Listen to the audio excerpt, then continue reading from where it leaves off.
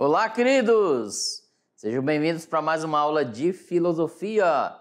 É com muita alegria que estamos aqui já adentramos no âmbito, saímos já um pouco da mitologia, agora adentramos na aula anterior com a filosofia propriamente, ou seja, nós fizemos uma breve explanação de onde ela surgiu, de como ela surgiu, a partir da indagação, da curiosidade, do Talma, olha só. Os filósofos queriam saber algo mais. Os mitos já não tinham aquelas respostas adequadas para o racional, porque a mitologia era de comunidades tradicionais, de geração em geração, oralmente, né, era transmitido para as pessoas. E agora a filosofia propriamente, ou seja, aquela questão de que dá o trovão, que eles alegavam que era Zeus, ou outros, dependendo da mitologia cultural, eles vão dar uma resposta mais adequada, ou seja, pesquisada, supostamente, não ainda, mas supostamente científica, né? Vamos dizer assim, que a ciência surgiu mais ou menos lá com Aristóteles, as ciências práticas, teóricas, etc. Teorética, né? Então, nessa perspectiva, né? Supostamente os pensadores, como Tales de Mileto, Anaximandro, Anaxímenes, como nós vimos anteriormente, eles já começaram a dar a resposta adequada para algumas questões, como surgiu as coisas, como surgiu o universo. E olha só, tá bem legal a nossa aula. Eu sou o professor Hélio e estamos aqui para interagir, tá? Um grande abraço aí aos professores presenciais de todas as escolas da mediação tecnológica do estado de Rondônia, lá de Vilhena, Guajará-Mirim, e entre nos meios, Cacoal, Chupinguaia, Presidente Médici, São Francisco, que mais? A cidade, vamos falando aí. Um alô para vocês, um grande abraço. Em especial os professores presenciais e professoras e os estudantes. Isso é mais importante para a gente, porque cada um tem sua importância nessa linha, nessa fila, né? Vamos dizer assim, uma fila de conhecimento, de construção. Suponha-se que nós estamos assim, ó, gerando conhecimento. É claro que dentro de um ambiente distinto desse, não como antes, mas aí você na sua cidade, na sala de aula, e o professor Hélio aqui, o pessoal do estúdio também, né, estão aí dando esse apoio, os professores presenciais, a equipe pedagógica está trabalhando para que chegue até vocês esse conhecimento. Olha que legal, nessa perspectiva. É ou não é dessa maneira? Ó? Estamos dialogando a todo momento pelas redes sociais, pessoalmente, etc., para que o conhecimento seja realizado, chega até vocês, né? E agora nós vimos como saímos da mitologia, chegamos como surgiu a filosofia. Agora vamos fazer uma breve explanação. Quando surgiu a filosofia, ela está dividida a sua história em períodos. A gente vai ver um pouco da filosofia antiga, os períodos dela, quais os pensadores, as escolas filosóficas daquela época e o que eles pensavam, o que eles estudavam nessa escola e alguns pensadores desse período, ok? Então vamos lá para a nossa aula, olha aí. Ó, os períodos da história da filosofia grega. Aqui vamos dizer antiga também, né? Ó, o período pré-socrático ou cosmológico. Gente, quando se fala antes, tá? O que é antes? Antes de Sócrates, que é um pensador que está aqui, ó. Ele foi aquele que instruiu e ensinou Platão. Platão foi discípulo de Sócrates. Então, a filosofia antiga, antes deles, era pré-socrática ou cosmológica. Por que cosmológica? Porque estudava a origem do universo, de tudo e a sua transformação. Aí depois nós vamos ver o período socrático propriamente, ó, o antes e o propriamente de Sócrates, ou chamado de antropológico, porque é o estudo do ser, antropo. E o período sistemático, que é por sistemas, análise. Gente, pode-se dizer, aqui, ó, foi organizado as ciências, a gente vai entender mais, tá? E o período helenístico ou greco-romano. Veja bem, Vamos adentrar nessa tela aí, vamos? Olha aí, professor é esse meio, ó. Estou aqui, né, nessas embarcações. É claro que a imagem em si é uma alusão, tá? É figurativa. Está aqui, ó. Os gregos, eles não se reuniam aqui dentro, sabe por quê? Porque tinha muitas colunas. Você na arte, na componente curricular de arte, vocês vão entender. Eles colocavam as colunas próximas uma das outras por ser pesada a estrutura. Então não tinha como reunir tantas pessoas lá dentro. O que eles faziam? Eles desciam até a praça pública para se reunirem. Então é nessa perspectiva, tá? Então vamos ver os períodos. Começou aqui, nesse período antigo. Vamos lá, olha aí. A filosofia terá, no decorrer dos séculos, um conjunto de preocupações. O que é isso? É o que eles queriam pesquisar. Saiu os mitos, eles queriam pesquisar algo. Indagações, né, questionamentos. E interesses que vieram de seu nascimento da Grécia. Os 4 grandes períodos da filosofia grega são, tá aqui, 4, ó, da antiga, ok? O pré-socrático ou cosmológico, socrático ou antropológico, sistemático, helenístico ou greco-romano. Vamos enumerar. Ó, bem legal. Vamos dizer o que são períodos. Olha, vocês têm um componente curricular de história, correto? E há uma linha do tempo. Nessa linha do tempo tem um marco zero. Ó. Esse é o Φ, o alfabeto grego, a letra Φ. Ela é minúscula. É o Φ, o símbolo da filosofia, ok? Nós tem até um professor, né, o Justino, ele adquiriu muito legal a camiseta. Ela chama, né? Ó, vamos dizer que aqui é o marco zero, antes e depois de Cristo. Na história da filosofia é assim. Então, antes o que os pensadores falaram, discorreram, então são períodos. E o depois de Cristo. Então, nós vamos chegar além da comunidade, até no contemporâneo. Mas hoje nossa aula é dos antigos, ok? Vamos lá. Continuando. Período pré-socrático ou cosmológico. Já até expliquei. Ele é pré porque é antes de Sócrates. Sócrates é um pensador que foi um instruidor, professor de Platão. Esse período foi lá do fim do século VII ao século V a.C. Vocês sabem, gente, ó, vocês já viram em história? Vamos fazer bem aqui, ó. Os períodos daqui, eles vão do maior, vamos aqui, ó, 4.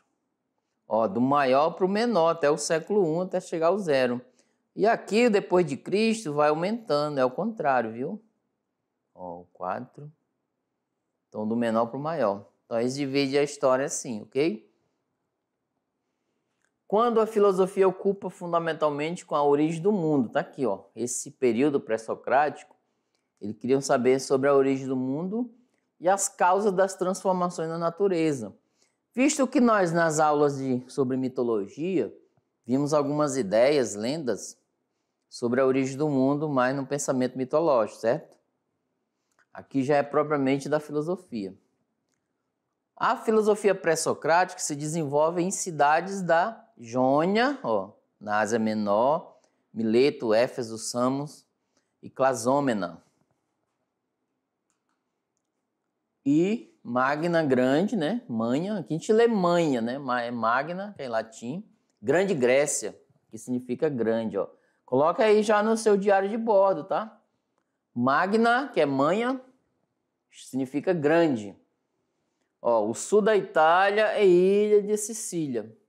Crotona, Tarento, Eleia e Agrigento. Também Abdera, na Trácia, que é o noroeste atual do território da Grécia. Os principais filósofos pré-socráticos foram, ó, na escola jônica, por escola eu coloquei, tá? Tales de Mileto é considerado lá na Grécia, olha só, não que nós não consideramos outras origens, outros primeiros filósofos lá no Egito, na Índia, etc.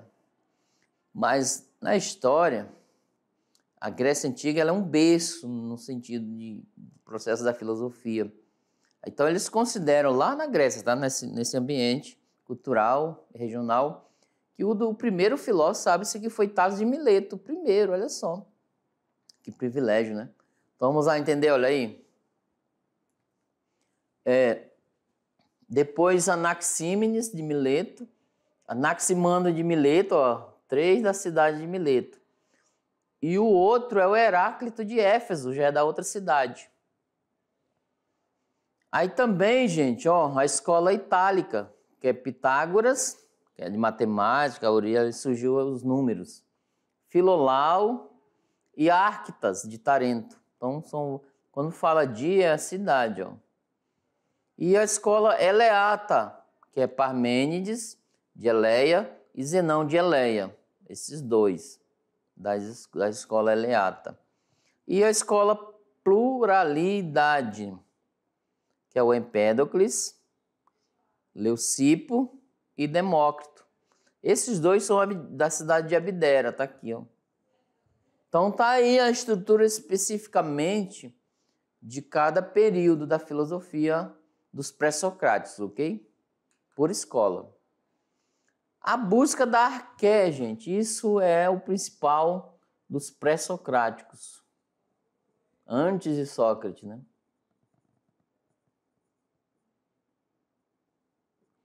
O que é arqué? Você já ouviu falar dessa palavra? Vamos lá. O que é arché? Vamos dizer arqué. Escreva-se arché. O que é essa palavra? É uma palavra grega. E agora, já ouviu falar dela? Não. Com certeza. Há muitos já ouviram, alguns não. Mas já coloca no seu vocabulário aí de filosofia. Veja bem, lá no final da unidade 2, quando vocês forem fazer a avaliação, já tem o seu diário de bordo da filosofia, filosófico, está recheado de palavras novas. Olha só, está numa roda de conversa, num pé de conversa com os familiares, com os colegas, com os professores e gestores da escola até, no caso. Dialogar, você explanar essas palavras novas, que maravilha, né? Você ter argumentos. Isso é ótimo para você e para as pessoas também vão se sentir bem, felizes. Porque sabe que você está se interagindo com o conhecimento na busca dele. Porque ó, o conhecimento que você adquire, ninguém tira de você. Você leva consigo por todo o momento que você está nessa vida. Tudo. Algum momento você vai dizer, nossa, o arqué, o princípio que origina tudo. Olha só, já dei até o significado da palavra. Arqué significa princípio que dá origem a tudo, um elemento único, ok? Vamos lá? Olha aí. A investigação empreendida pelos pensadores pré-socráticos caracterizou-se principalmente pela busca da arché, ou arqué. Ó, o significado da palavra é de origem grega, que significa literalmente o que está na frente, a origem do começo. Olha aqui a moça olhando. Vocês já... Vem aqui comigo. Vocês já sentaram, né? Eu já perguntei na aula anterior. Se sentaram lá no quintal de vocês, assim, na noite, aquele imenso universo, o céu estrelado, quanta harmonia no espaço, onde você não pode tocar, mas os seus olhos vislumbram muito. Olha só, o imaginário seu pode ser gerido ali uma mitologia. Ó, a cosmologia, o universo, cheio de estrelas para um lado e para o outro, as constelações. Inclusive, eu vou passar para vocês um aplicativo que você foca ele e ele mostra todas as constelações, as estrelas, os planetas. Muito legal. Vou mandar para vocês, para os professores presenciais, apresentar, tá? Vou mandar no grupo lá. Interessante você fazer isso. Ou seja, é um gosto, além de pelos estudos da astrofísica, como astrônomo, como algo interessante. Será? Da onde eu vim desse universo tão imensurável, né? Enorme, impressionante e supostamente infinito, né? A grandeza dele. Aquela escuridão brilhosa pelos astros. Já se sentou lá na sua casa, lá no quintal e fez isso? Essa reflexão? Muito legal. Você tem que indagar, né? Olha, quero saber de onde veio tudo. Então, Tales, ele fazia isso, né? Os pensadores lá. Eles refletiam, né? Pensavam, iam pesquisar, estudar, analisar. Deve ter um princípio, porque a característica dos pré-socráticos era a natureza, a physis chamada. Então eles queriam saber, deve ter alguma coisa que fez surgir tudo e está se transformando a todo momento. Ou uma semente miúda, pequena, né? Uma sementinha, gera uma árvore enorme. Olha só, o ato em potência em Aristóteles. Então se transforma, ela é uma semente, mas lá na frente. Aí eles queriam entender como ocorre isso. Por quê? Como surgiu o antes da semente.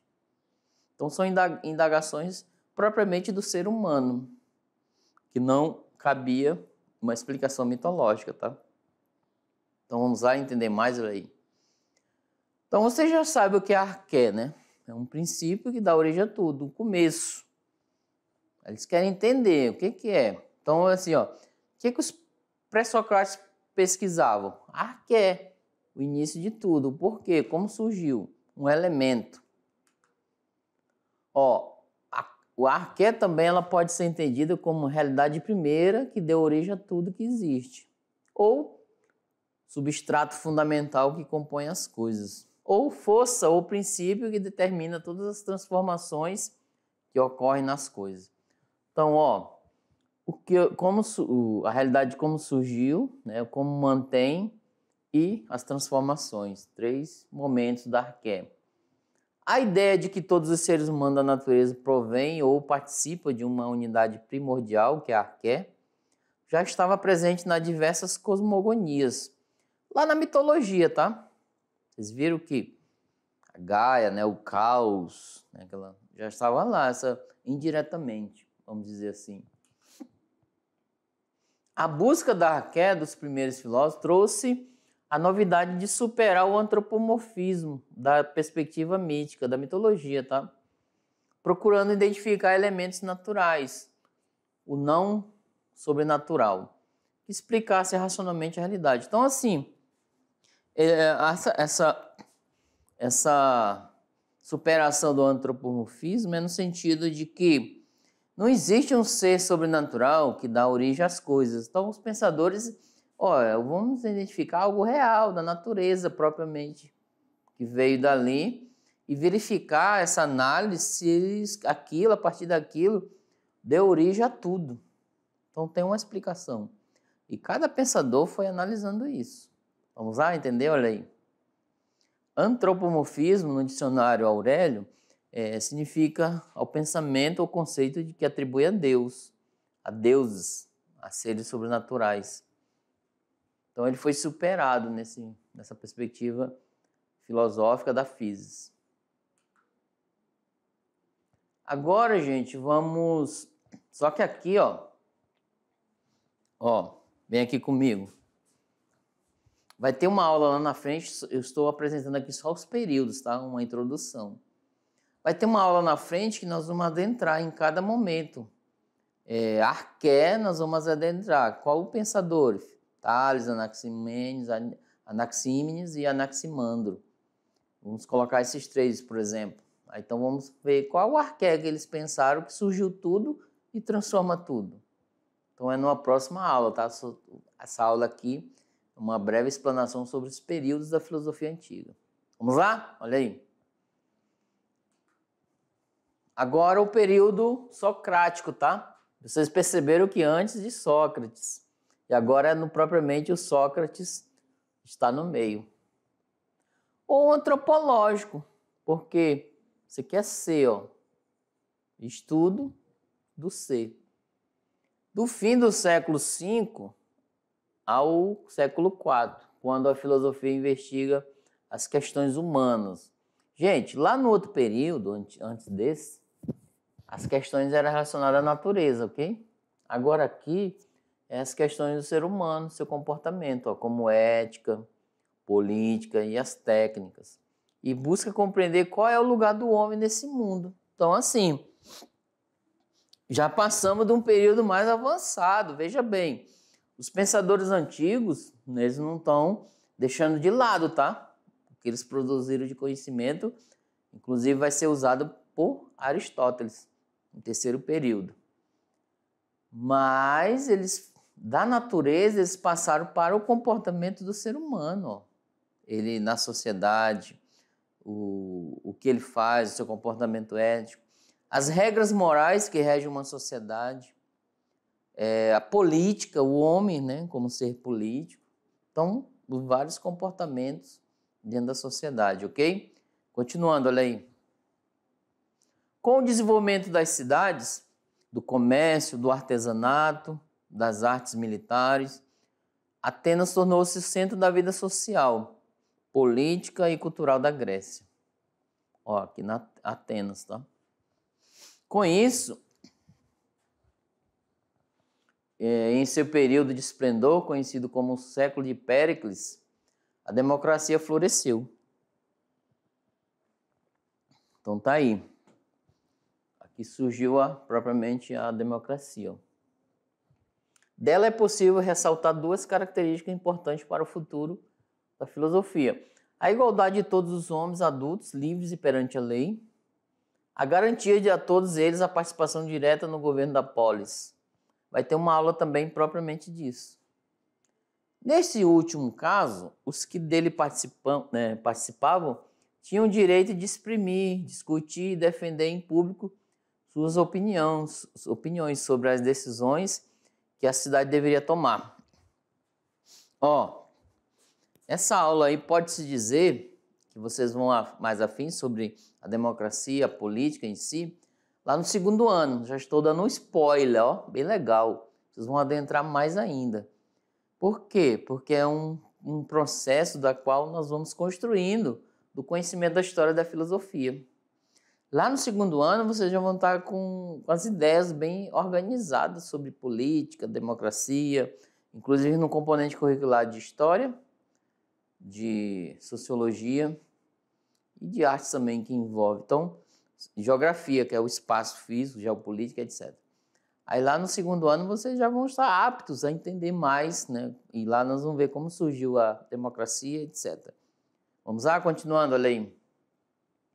Surgia assim a figura política do cidadão. Pode-se dizer que aqui já surgia a cidadania. Ó. Cidadania. Ou letra linda, né?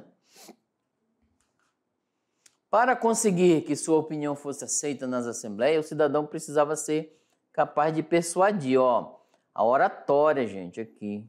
Tem o poder de falar.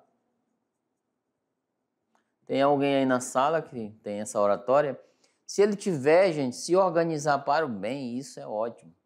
Uma mudança profunda ocorre na educação grega. Antes da instituição da democracia, as cidades eram dominadas por famílias aristocráticas, né? Que é senhoras, senhores da terra, etc.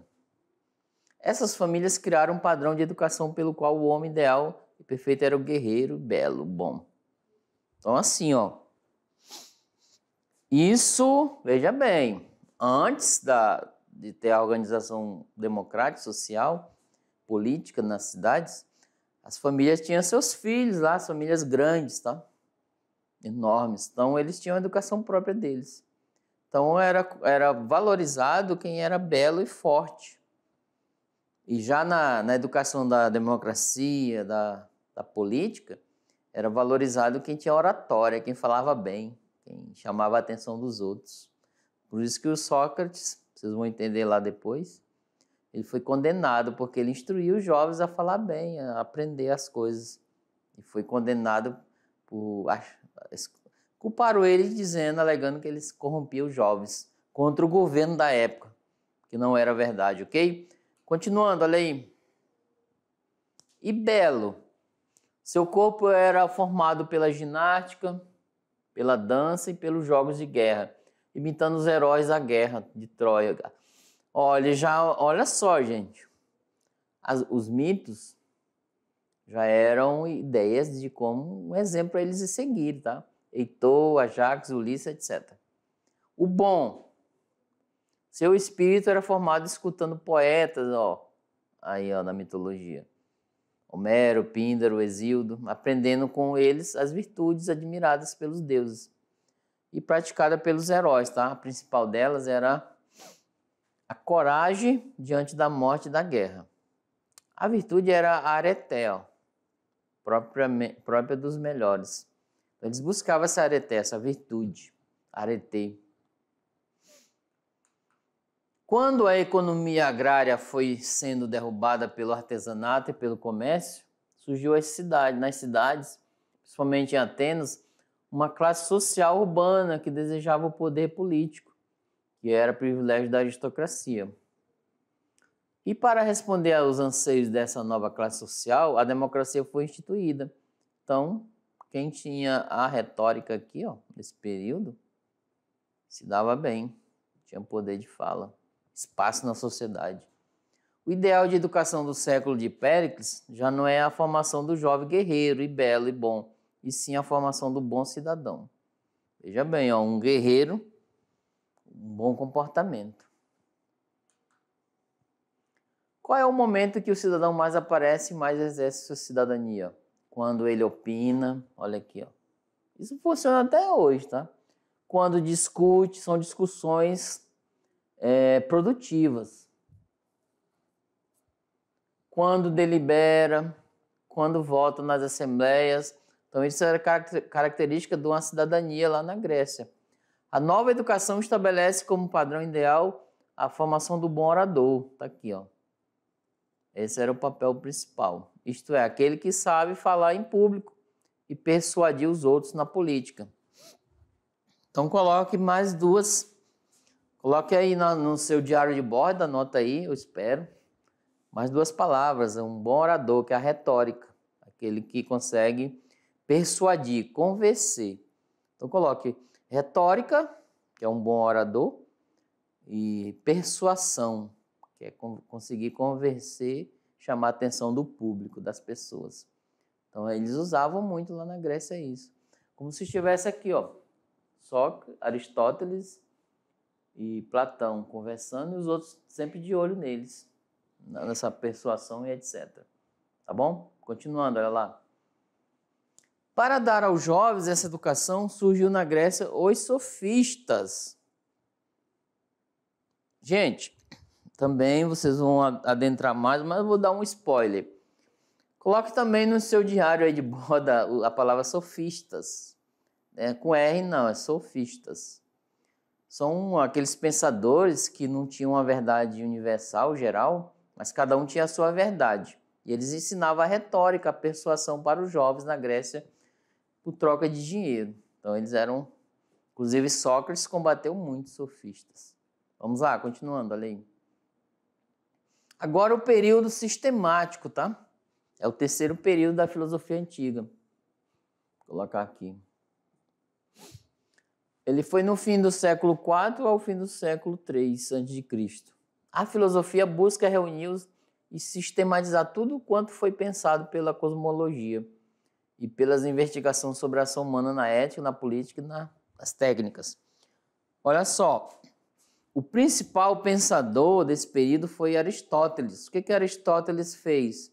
Ele pegou tudo que falaram lá no período pré-socrático sobre a natureza e pegou tudo que foi falado no período socrático sobre comportamento humano, ser humano na sociedade, política, ética, etc. Ele sistematizou isso, ele organizou esses pensamentos, essas ideias. A partir daí começou a surgir as ciências retóricas, ciências práticas, teoréticas, quer dizer, desculpa.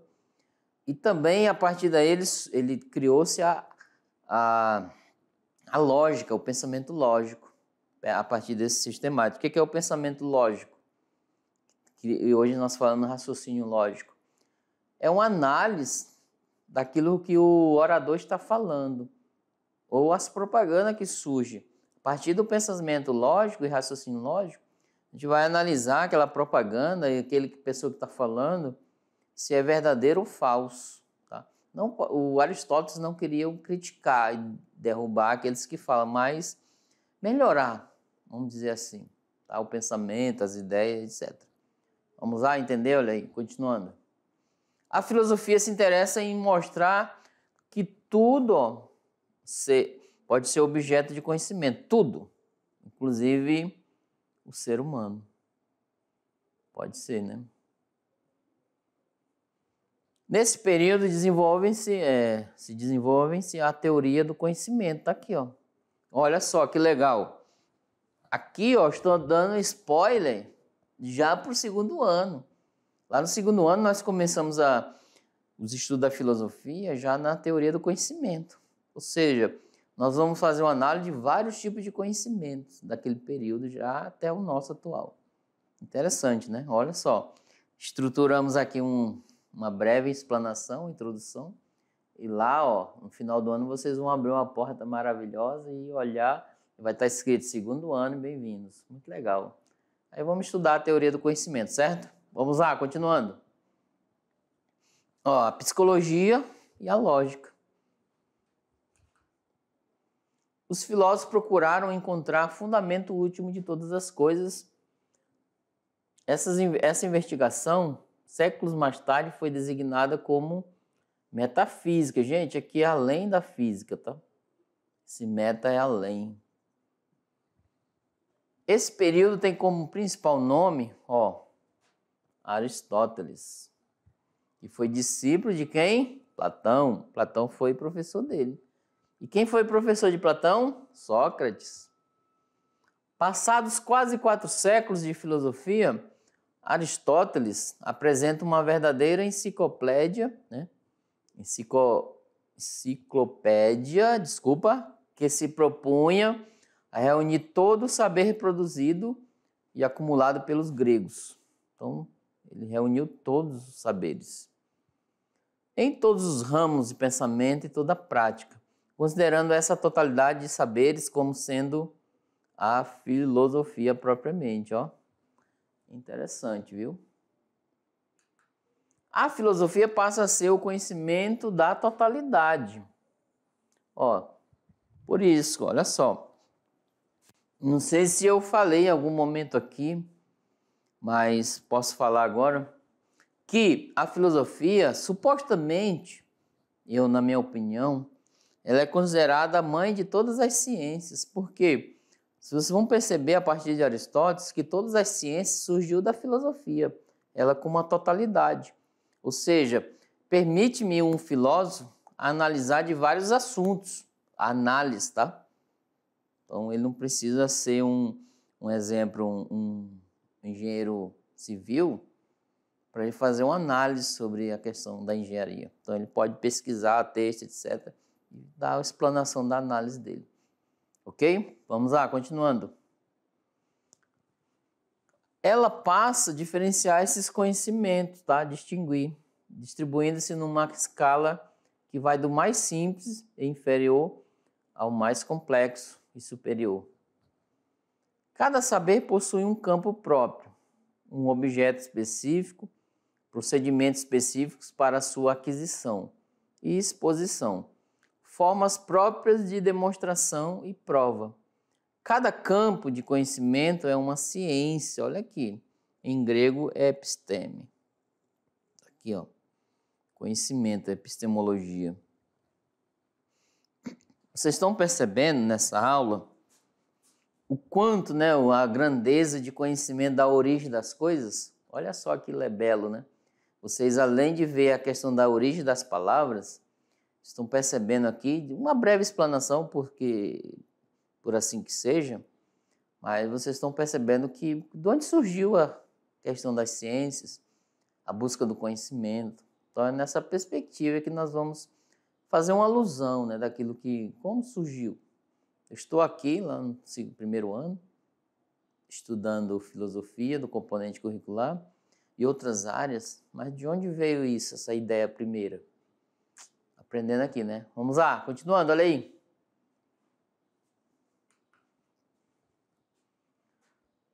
O estudo dos princípios das formas de pensamento sem preocupação com o seu conteúdo foi chamado por Aristóteles de analítica. Então tá aqui, ó. Desde a Idade Média, a analítica passou a se chamar lógica. O Aristóteles, quando criou a lógica, ele deu primeiro esse nome. Depois passou por esse nome. Aristóteles foi o criador da lógica como instrumento do conhecimento em qualquer campo do saber. A lógica não é uma ciência, mas um instrumento, tá? da ciência. Agora o último período, gente. O helenístico ou greco-romano. Helenístico porque é de Helênio, tá? Greco-romano que envolve as duas culturas, grega e romana. Ele foi do fim do século III ao VI depois de Cristo. Ó, ultrapassou o marco zero, né? Suponha que aqui é o zero. Então ele foi aqui do 3 e foi até o 6 aqui. Ó, esse período. Nesse longo período que se abrange a época da hegemonia de Roma, hegemonia que ela era poderosa, né, acima de tudo, e do surgimento do cristianismo, a filosofia se ocupa sobretudo com as questões da ética. Aqui, ó. Do conhecimento humano e das relações entre o homem, natureza e com Deus. Já avançou, ó. Já envolveu a questão da natureza e Deus. Nesse período, a polis grega desaparece como centro político, deixa de ser referência principal dos filósofos, pois a Grécia se encontra sob o poderio dos impérios, particularmente da macedônico e romano. Os filósofos começaram a dizer que o mundo é a sua cidade e que eles são cidadãos do mundo. Como em grego o mundo se diz cosmos, esse período é chamado de filosofia cosmopolita. Está aqui, ó. Nós falamos antes, né? Aquele que aceita várias culturas. E nesse período predominava o quê? Preocupações com a física, a ética e a teologia. Teologia é estudo sobre Deus, Theo. Datam desse período 4 grandes sistemas que influenciaram o pensamento cristão. Vamos ver agora os 4? Ó, o estoicismo, aqui. Vamos ver isso aqui lá no... O epicurismo, ceticismo, neoplatonismo, tá? A amplidão do Império Romano, a presença crescente de religiões orientais no Império, as relações comerciais e culturas. O Ocidente e o Oriente fizeram aumentar os contatos com os filósofos helenistas, com a sabedoria oriental. Seria uma forma de orientalização da filosofia, sobretudo com a aparição de aspectos místicos, religiosos no pensamento e na ação, tá? Olha só, queridos. Então, tá aqui essa breve, nossa aula foi uma breve explanação dos períodos da filosofia antiga, ok?